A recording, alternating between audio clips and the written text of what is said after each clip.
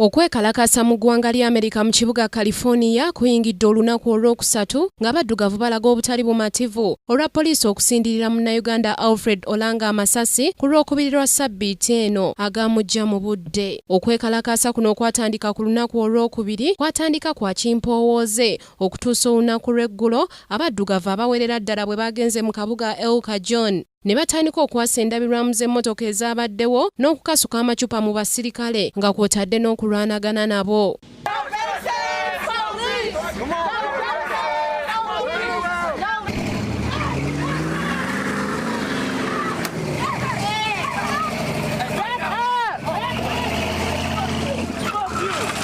Bano batadde emisanvu mu makubo okuziyiza mmotoka okuyitawo era poliisi n'eyitibwa bukubirire n'eryoka ebakubamu amasasi okukkakkana ng'ekutteko babiri abaakulembeddemu okwekalakaasa kuno.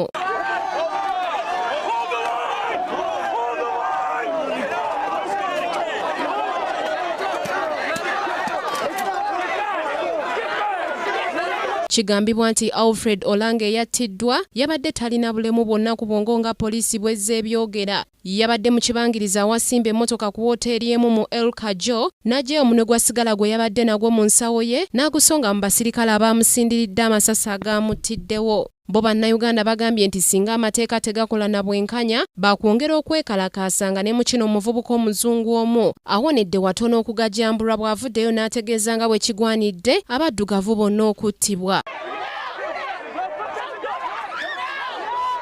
Okusinziira kwa alipoota ezikolebwa poliisi mu ggwanga lya Amerika ziraga nga bukyanga omwaka guno gutandika abaddugavu abawerera ddala 194 be baakattibwa ng'era omwezi ogwokubiri n'ogwokusatu mwe baasinga okuttibwa.